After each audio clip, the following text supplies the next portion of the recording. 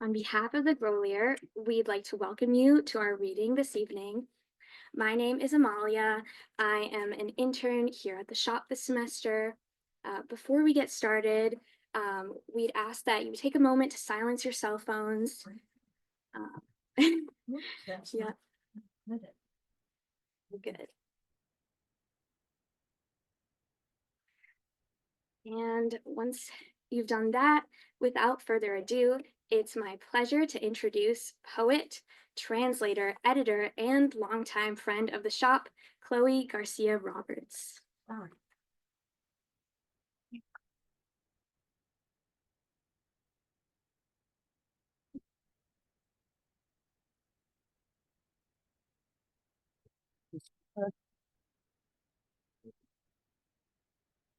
Hello. I'm so happy to be here tonight. A very short introduction and then we'll get started. I work in publishing, so I know the power of the marketing, promotion, publicity machine.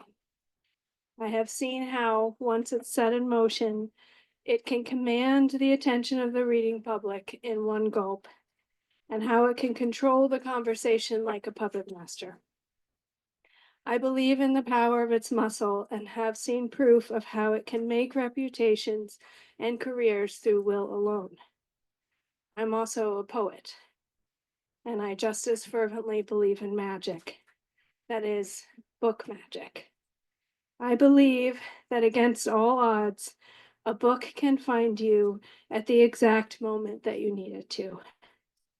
That a book can be an answer to a question you've never spoken aloud, and that when you finally open it and read it, it is like falling in love, like it was written just for you. Translation as Transhumans by Mireille Gansel, published in this country by the tiny powerhouse Feminist Press, is such a book for me. I had apparently owned it for a while, but didn't see it until one day deep in the pandemic, when walking through my office, it called to me from under a stack. Not only did this book provide such needed company in that time, it has since become a good friend, and it has made me other friends, other people who have similarly found it and loved it, and are always popping up in my life. Like a little star, this book has its own gravity, and it is that force that has brought me here tonight. It is my honor to introduce Mireille Gansel and her new book, Soul House, as well as C. Francis Fisher, who is the translator of the astounding, raw, and visceral book of poetry by Joyce Mansour in the Glittering Maw. After the reading, we will also have a brief conversation about their work and translation, which you are all welcome to be a part of. So, Mireille Gansel, born in 1940, is an acclaimed French translator of German and Vietnamese poets and the author of 7 books of poetry. Her translator's memoir, Translation as Transhumans, was translated into English by Roz Swartz and published by Les Fugitives in the UK and Feminist Press in the US, winning awards from English Pen and French Voices. She has received many honors for her work as a translator and a poet, including the Great Prize of Translation Etienne de la Sorbonne Université, the Vieux Lieu Prize from the Catalan Pen, and the Prix Gérard de Nerval for her translation of Rainier Kunz's poetry. Soul House, translated by Joan Siegler Sidney and published by World Poetry Books in 2023, is the first book of her poetry to appear in English translation. And C. Francis Fisher received her MFA in poetry from Columbia University. Her work has appeared in the Brooklyn Rail, the Yale Review, and the Los Angeles Review of Books, among others. Her poem, Self-Portrait at 25, was selected for the 2021 Academy of American Poets Prize. She has been supported by fellowships from Brooklyn Poets and the Vermont Studio Center. She curates Colloquy, an event series that provides a forum for translators to engage with live audiences in an exploration of the art of translation, which sounds wonderful. In the Glittering Maw is published by World Poetry in 2024, is a selected volume of Joyce Mansour's poetry and is her first book of translations. Please join me in welcoming them. Because I with friends trying to find a parking space. Oh, And okay. Okay. Wonderful. No. Yes.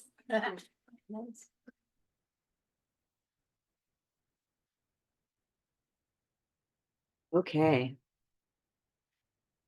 Thanks for being here on this really cold and windy night. I'm going to take a look at my watch so I don't go over my time and try to remember what it was when I began, which somehow I always look at my watch and then halfway through I don't remember what it was. So Joyce Mansour was a surrealist poet. She's thought of as a late surrealist, which basically means she was working and writing after the Second World War.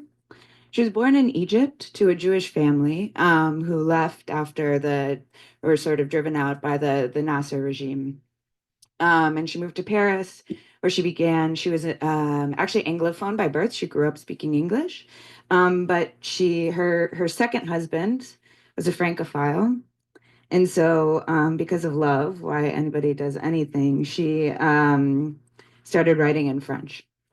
So I'm going to start with a poem from Birds of Prey, which is or Rapace in French, which is a 1960 collection. The Breastplate. When war begins to rain on the swell and on the beaches, I will go to meet it, armed with my face, coiffed with a heavy sob. I will lie flat on my stomach atop the wing of a bomber, and I will wait. When the cement begins burning the sidewalks, I will follow the bomb's roots amidst the grimaces of the crowd. I will stick to the rubble like a tuft of hair on a nude. My eye will escort the stretched contours of desolation. The dead blazing with sun and blood will be silent by my side. Nurses gloved in skin will wade in the soft liquid of human life, and the dying will burn like castles of straw. The colonnades will sink, the stars will bleat, even woolen slacks will vanish without the giant space of fear, and I'll rinse my bare teeth purple with dithyrambic ecstasy, generous hysterics. When war begins to rain on the swell and on the beaches, I will go to meet it, armed with my face, coiffed with a heavy sob.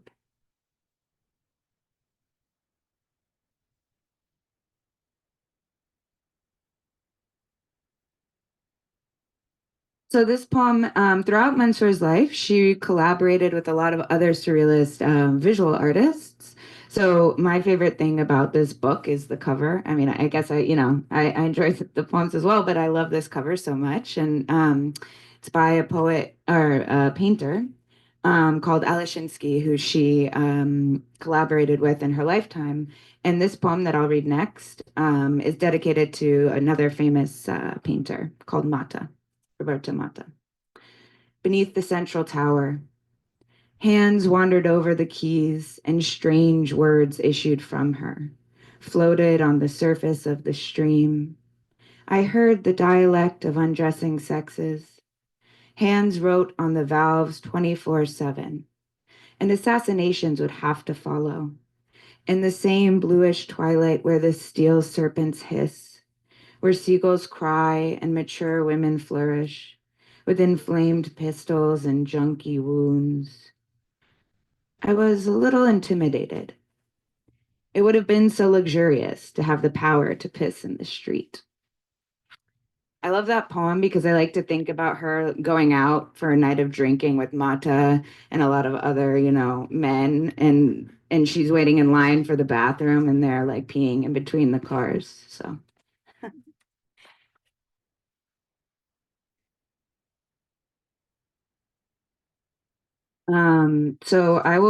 I'll read this one in French and in English.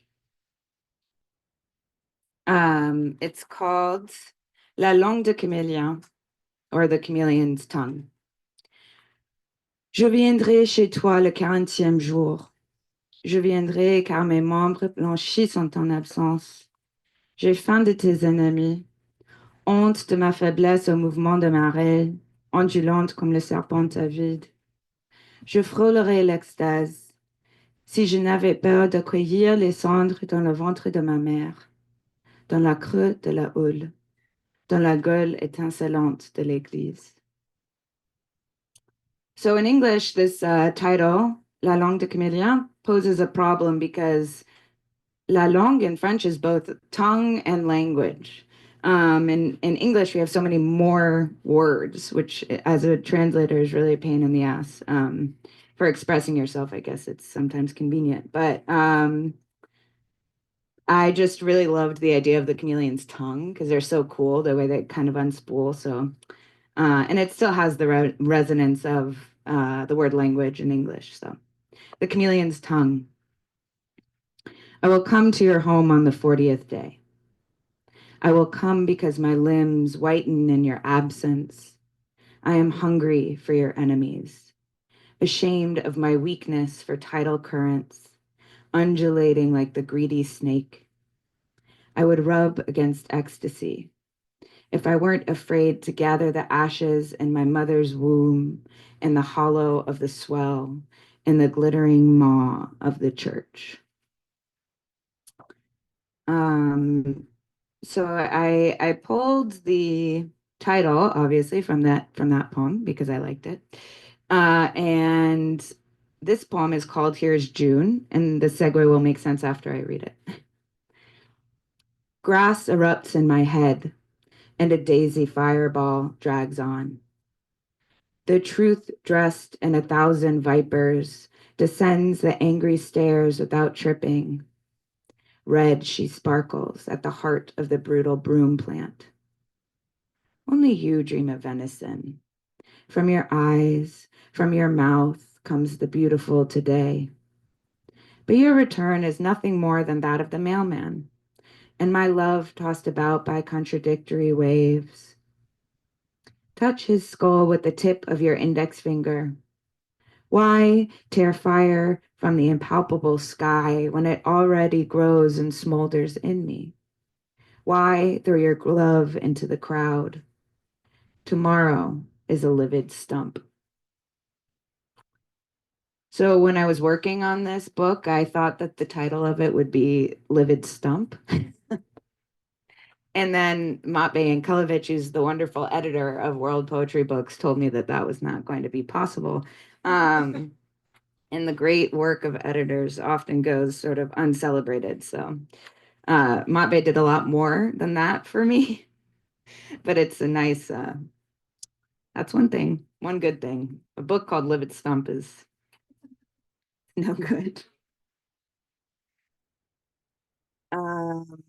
So Joyce Mansour, as I'm sure you can tell from these few poems, was very interested in sensuality and the potential for violence, especially women's violence, right? Like this idea that feminism kind of made women just as powerful, just as smart, just as capable as men, but she wanted to also make room for the darker side of what might be termed equality or equity.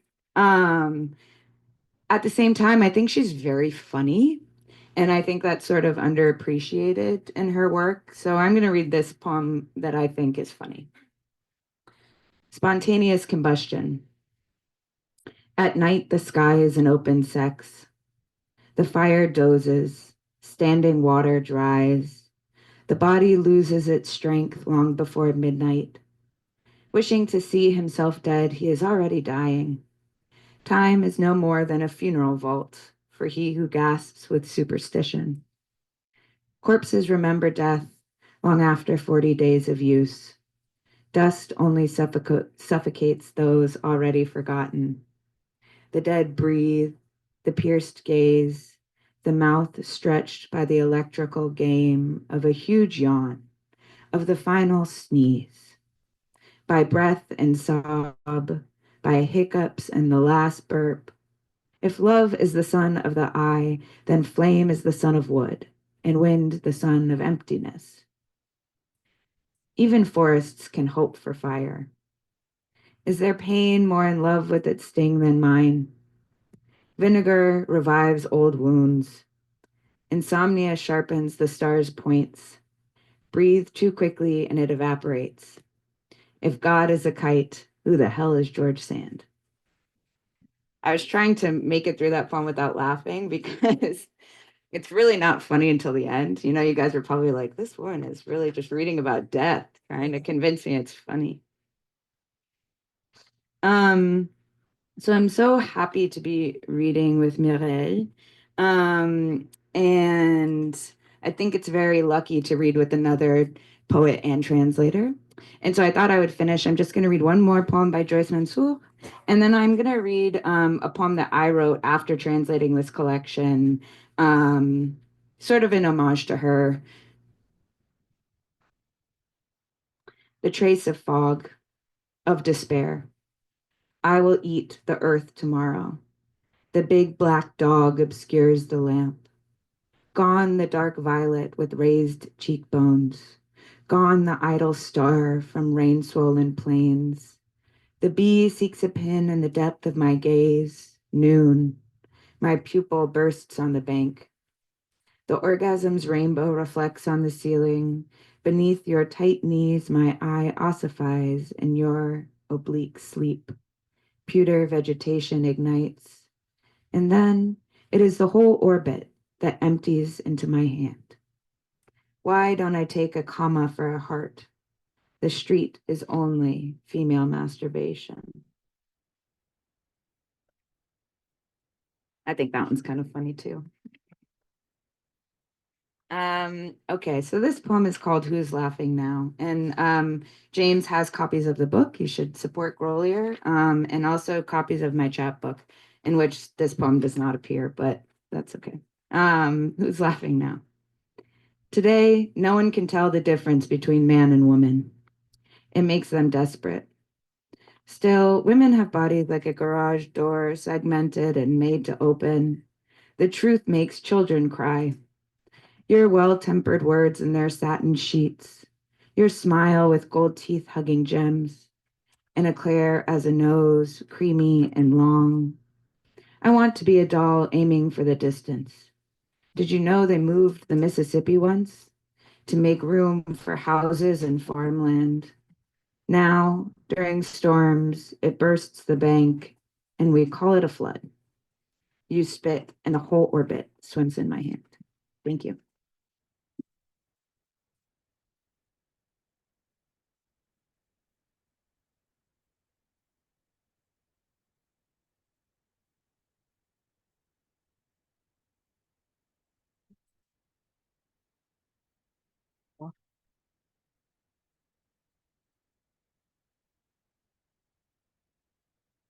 So thank you for coming and welcoming us.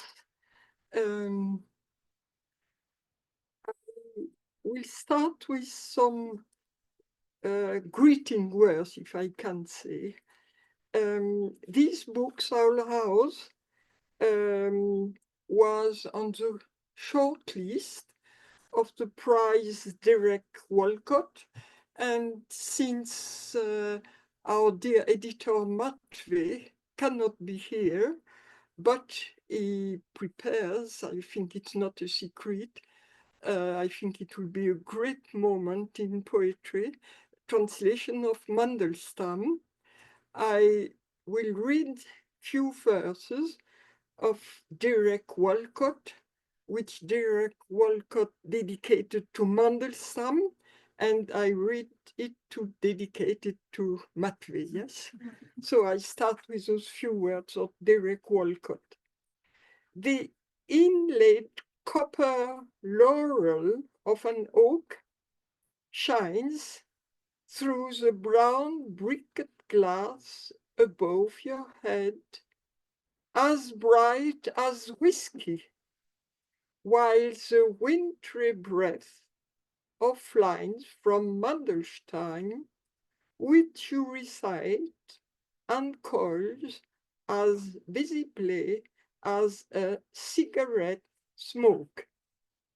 And I would like to thank Gloria Garcia Roberts, because you organized, you will introduce us. And I just want to quote a sentence of your such strong work, Fire Eater. You eat fire. I don't know, well, you could spend some time to explain us. And it's just this sentence, my chosen profession is to open the door in the world and shut it behind me, and then once inside to quietly kneel. Yes, okay, so that's to greet your work. And Catherine, I told you how interesting I find your translation and courageous, because I told you I have the feeling that in your translation you give Joyce Mansour what she could not give in this very difficult time of the surrealism for a woman, yes? And I will quote this little sentence of you. So, to translate Mansour, I had to interpret a dreamlike association well enough to translate a coherent poem, a sort of domestication, but also leave the wildness intact. And I think you succeed in this domestication and wildness, perhaps sometime more wildness. And so I thank you. It's a joy to be with you. And Chloe, you must excuse me, but I change a little the poem you have chosen, because Chloe, it was too generous of her. She had chosen some text where I mention a great poet or translation I have done, but Nelly Sachs and Eugenie Goldstern, and that were fascinating words, but that were very dark times. And I thought we live already in dark times, and even if those great writers, ethnologues, and poets struggle for light, I prefer to choose poems a little more light.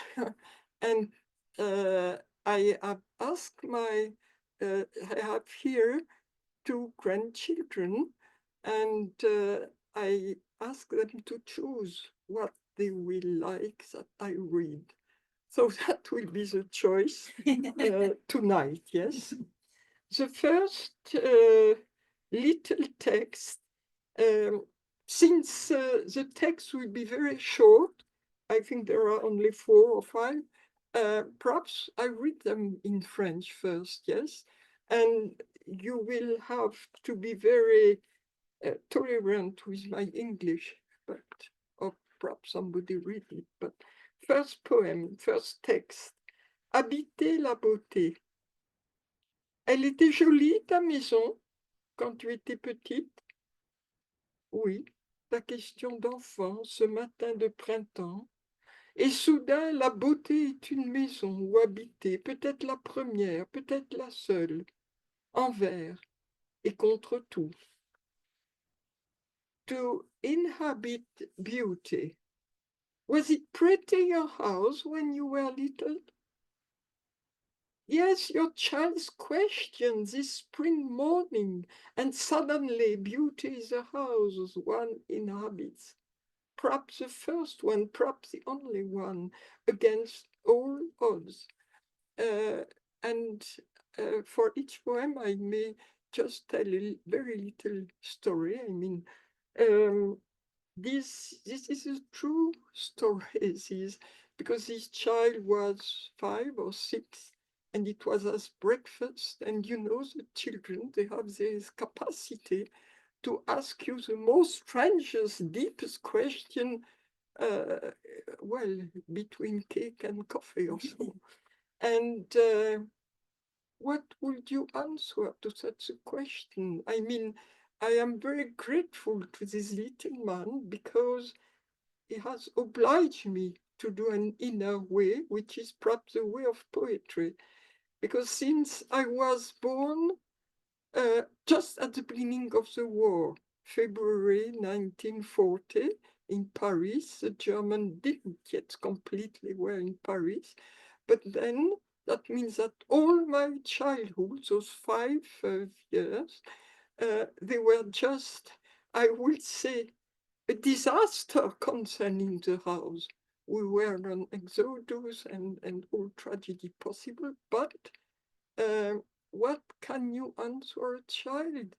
We are happy, we are having breakfast, and I think it's a duty, it's a responsibility to give always words of hope and beauty. And my first answer was, of course. And then, we played or the world changed. And then, but I thought and thought, and this book was born out of this question. That's all. Then you can. And another choice, what they have done, it's called Lusto. And of course, my poor dear Joan Sidney, she couldn't translate it because you cannot translate it.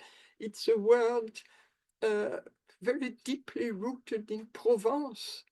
And the root of it, that it's a root of hospitality, gusto, yes, it's a very old word in Occitanie to say the house.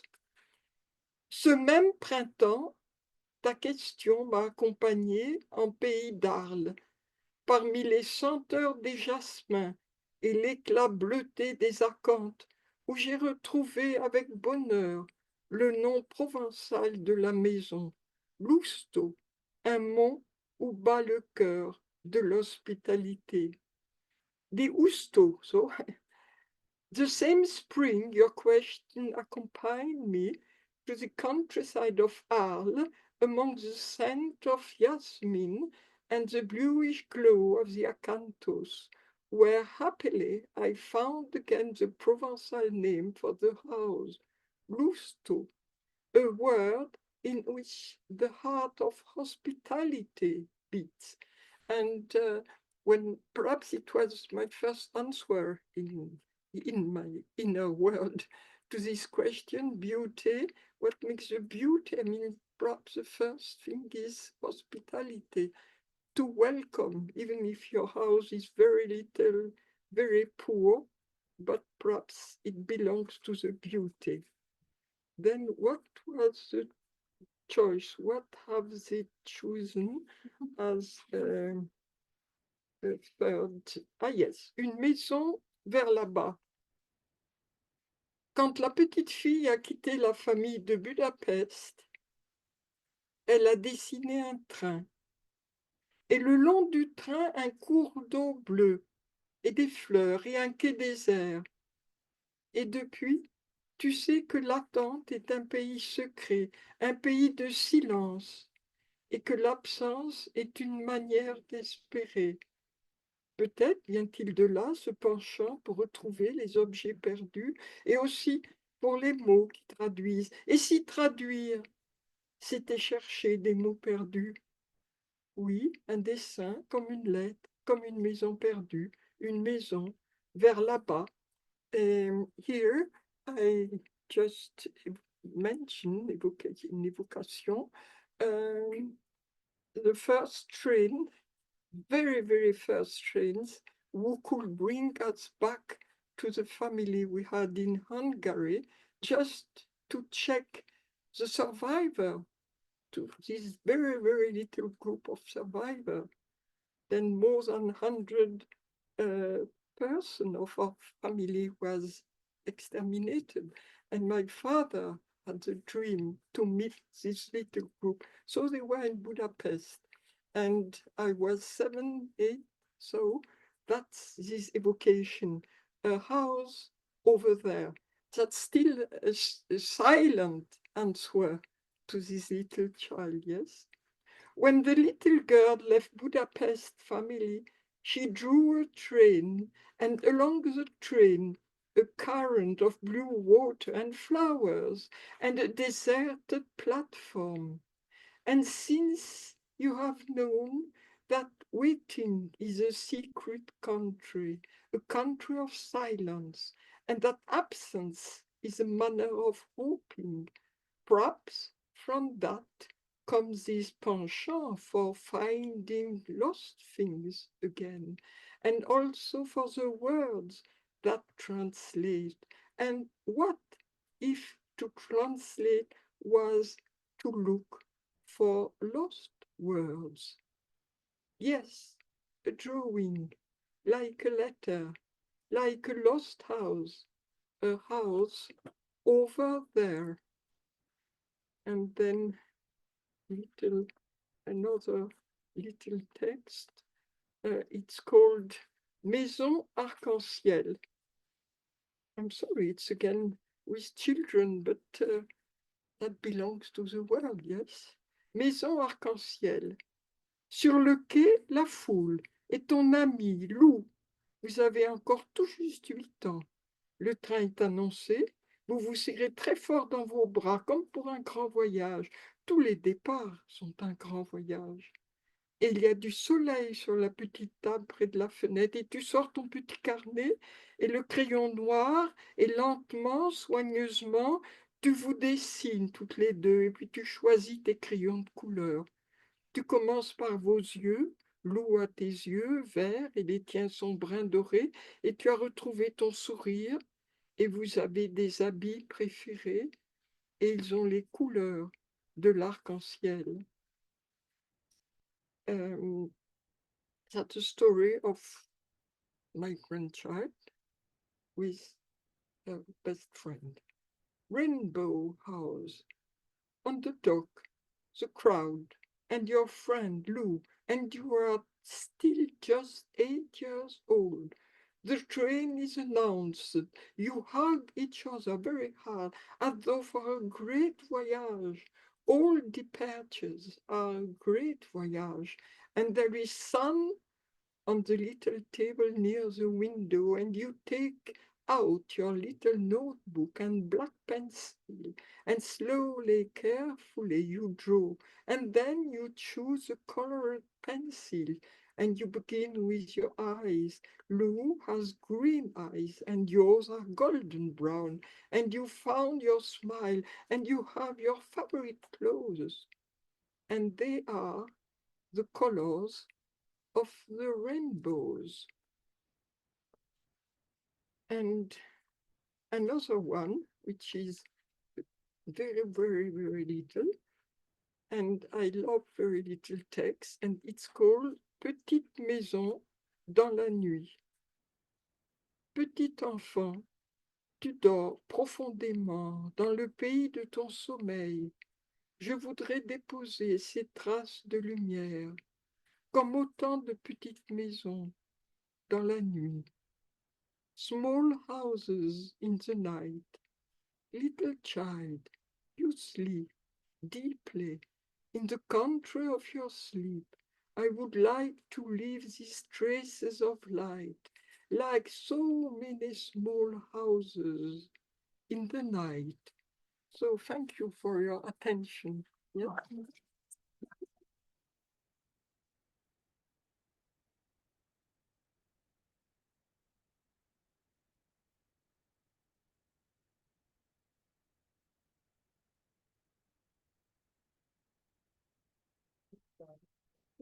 We're gonna have a conversation. If there are questions, yes. But you answer or you or we? I think she's gonna ask. Yes. That's one on the microphone or just ask? I don't know. Hey, James, Yes, should we pass around a microphone? How are we doing the conversation? I recommend you two go, 3 of you stand. Okay. behind The microphone. All right. Anyone has a question, come back here. Okay. Back and then Okay. repeat it into the. So we'll all stand back here, I think. Yes. And we can use this microphone together. All right, I get to ask the first question. That was wonderful. Thank you both so much. It was a special night. It's kind of incredible that we're all three poets and translators. And often the question is, when did you discover that you were a poet? But I would love to hear for the two of you when you discovered that you were a translator. You want to start? No, please. Okay. So I started learning French when I was quite young in school. I was about 5. And probably like most things in my life, it was I really loved it because I love to eat. And whenever we got any questions right in our French class, they would give us the petits courriers, these like little cookies covered in chocolate. And I always really wanted those. So I started doing very well in French class. And yeah, I mean, I guess the rest is history. I loved speaking French because it was like sort of a hidden part of my mind. I'm a little secretive maybe. And then when, I fell in love with literature and I wanted to, yeah, be able to translate. Well, I would say that for me, poetry and translations are the same family. I mean, it's something to do with meeting the other and hospitality. And yes, that's all. I mean, we can always see more, but that's the same family. Yes. I had one other question before we opened it up, which is in the case of both of these books, there's a strata of language here. I read them both in English, but behind that's French, and then we have other languages behind that. These are both the state of being refugees is a thread that runs through both of these books. And I was wondering, Catherine, if you could tell us about negotiating all the languages which are both in and not in the text. And Mireille, if you could also talk about all the layers of language that are behind the text as well. That's not too big of a question. Okay.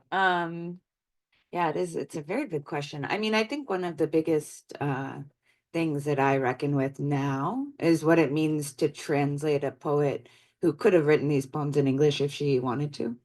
So I think about that a lot, and I don't have any good, sort of ethical answer to that question.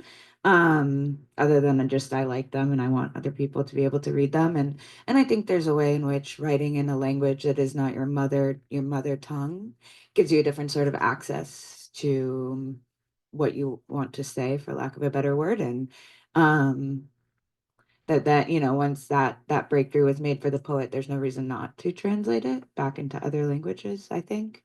The languages that are behind this one, I mean, I think English really haunts the way that Mansour writes.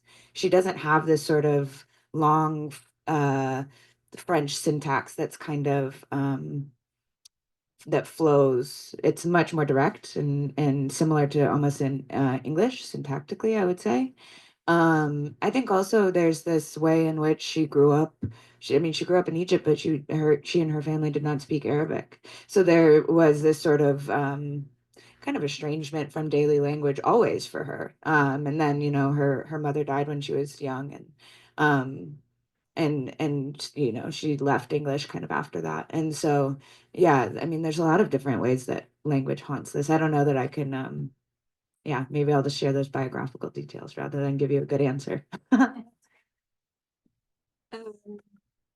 as for personal language, I mean, I think maybe each of us has what I call langue natale. My dear Jo, she translated it with mother tongue. I think it's because for her, langue natale, it's bound to her history. So, but the nuance is different. I mean, langue natale, it's where you come to the world, to yourself, discover yourself with a lot of encounters with other language, other people, other civilization, culture, and you have your langue natale. So we could speak about it during hours and days. But the other question is different languages. It's true that I translated different languages. I went to those languages because I was, if it's if I were called an appel by some situation, some poets, some voices, and so to meet them, I studied the language and I worked it out.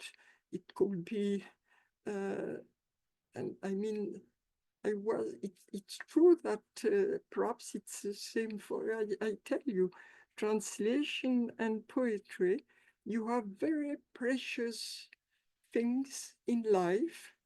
I won't say this word, which is very heavy to carry, values, but we could say like hospitality, empathy, and very deep things. And when I feel they are in danger out of different situations, I like to go there and listen to them and give a space that they can live and be I mean, the deep meaning of translation for me is to transmit. I hear something, I love it, it's so important. My first feeling and will is, when I say translate, it's to transmit to the other, to share it with other. So therefore, translation is a good, how do you say, a tool, an outil, yes. And so recently I worked another language. I had some connection with it over Occitanie, but it's a Catalan, because a world of solidarity from this language, which is a langue minoritaire too, and menacée, threatened. So we shared with some poet there. I mean, the world is so wide and the need so great and the voices so precious. So that's my answer, yes. I mean, I could do this all night, but perhaps other people have questions, or else I'll keep going. Does anyone have any questions? Yes. First off, thank you so much. I'm wondering, especially with poets who are not typically read in English, how do you approach this question of authenticity? How much is it your job to write the poem that this person would have written in English had they had the chance to, or in Mansour's case, had they chosen to? And how much of you do you literature to be in the poems you're translating? And how much is the ideal to be merely your own intellect? Yeah, I mean, I think that's the question of translation. In a nutshell. It's an interesting one. What do I have to say tonight about that? I think something I've been thinking about lately is that the beauty of translation is that it's never a completed act or a completed action. And that, I could hope that thousands more people will translate Joyce Mansour, and actually in that sort of iterating and with different people bringing different readings and different versions of themselves to the text, that's actually the way that you get closer to something like an original.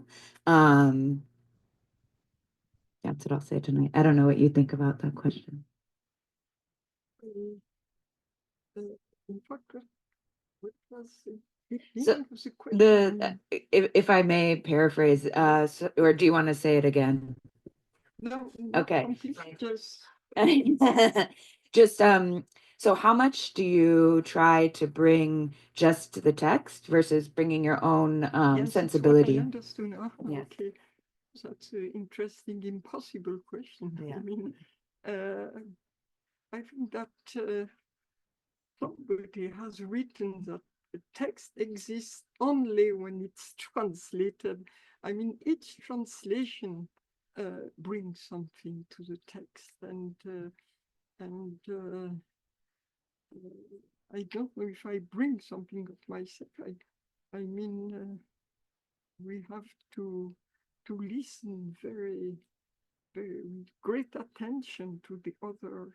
But as you say, translation, we could say, is never finished, but a book or poetry or so, it can be translated by 4, 5, 6 people.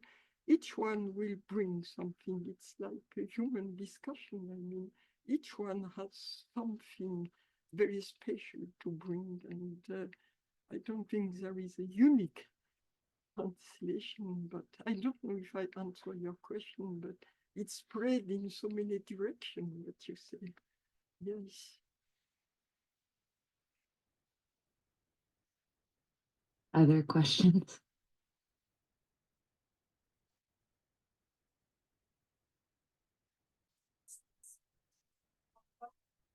Both just said we read books in translation, and then we comment, oh, it's a good translation, or it's a bad translation, or read this one's translation. So where do we come up with this? Translation is something unique to the original text and enriches the experience of the reader. The judgment that we make is a good or bad translation originates from where? Is it because it's a poor translation of the literal text? Or is it a misunderstanding of the idea hidden in the text, the subtext? This is often a question that I ask myself when I hear comments like that, because I make them too, you know. You hear it about Tolstoy, you hear it about the great Russian writers. You don't read this translation, read that translation. This is an old-fashioned translation. This is not in touch with. So I'm throwing this out there for everyone. This is great. It's like translation therapy. I mean, I think that just because, you know, we can say things like translations are never finished or the iterations of translation is part of what's so beautiful about it, doesn't mean that there aren't bad translations out there. There definitely are. I think there are many different kinds of bad translations. There is, you know, a sort of fundamental misunderstanding of language. So there are just wrong translations. That's one kind. There are also translations. I mean, I love how Mireille has talked about listening to the other. There are translations that don't listen enough. They become, you know, very much about the translator, and so much so that it's a different project than what the original was. I would say that's also a sort of bad translation. As for where that comes from, I mean, yeah, I think I guess maybe what I'll say is that there's a deep anxiety about translation, given by the media and our culture that I would argue stems from our kind of obsession with originality.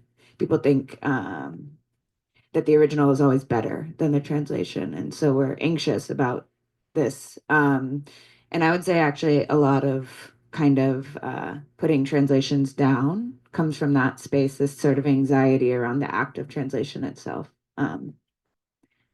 Do you have thoughts on this, Mireille?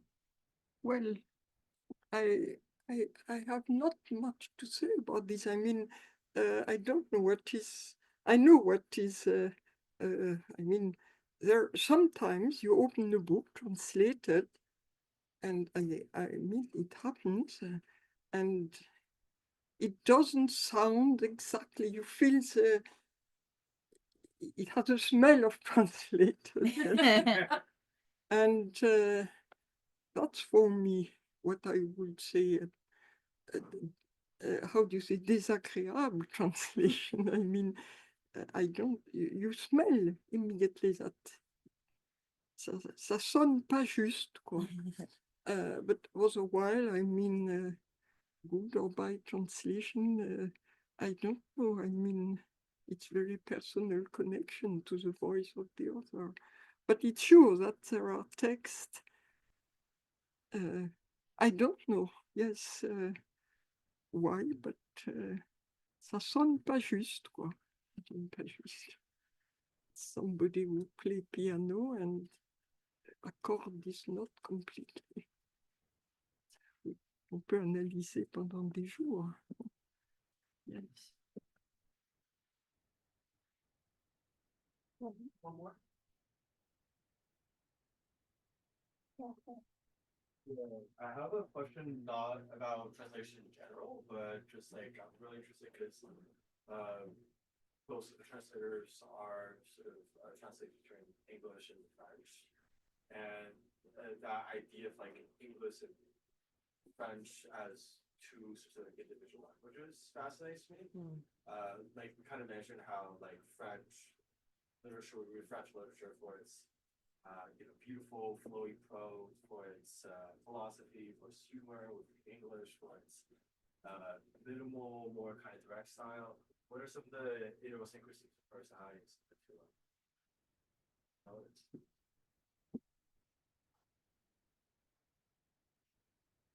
Yeah, I mean, I like what you said about trying to imagine these strong boundaries between English and French because obviously they don't exist, right? We call it a cafe, for example. But I would say also that Mansour, as an English speaker, blurs those boundaries even further. For example, I can just think about one. She has a line that is Bonne nuit, Irene. So it's good night, Irene, but she's just translated it into French, right? And it's like she just probably thought it was funny, like it, and so she does a lot of that. I mean, I think that in terms of poetry, French is the French sounds are much more similar to each other than in English. So you get a lot of accidental or on purpose rhymes that are almost impossible to sort of replicate in English because French is just a Romance language and English is a sort of this bastard child of German and the Romance languages. The French love word games they in a way that is just not funny in English.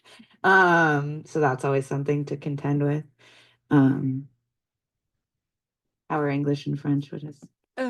If you allow, I will switch off a little from your question, take a side way, and not so fix on French, English. So I had a lovely experience, very precious, when my book, Translation as Transhumance, was translated 2 years ago in Catalan. It was translated in other languages, but this translation has a very special quality of empathy too. I think that empathy is very important too for translating.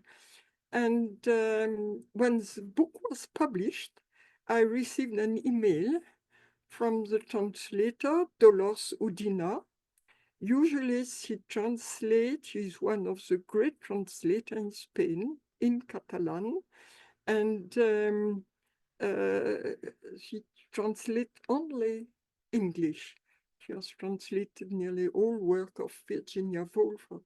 She's an excellent, magnificent translator.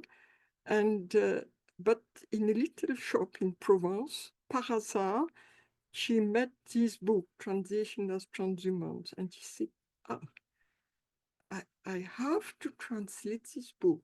And when it was published, she wrote me a little email, and she said, while I was translating this book in French, I had the feeling I am not translating from French, but from a language which we have in common. And I never read something so beautiful. So you can think about it and meditate when you wait for your bus or your train. Yes, we translate from a language which we have in common. think maybe it doesn't answer your question, but it's my way to go a little over the frontier and the borders. So excuse me, I am very often on sideways. Yes. Thank you. Thank you both so much. And there's books for sale up there, and Thank you all for joining us this Yes. evening. Let's give it to poets.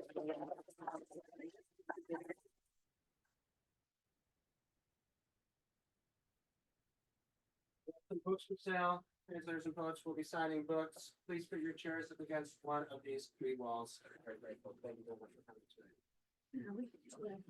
Yeah.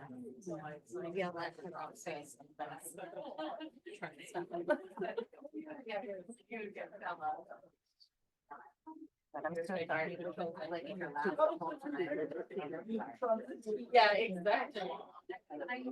Thanks for being here.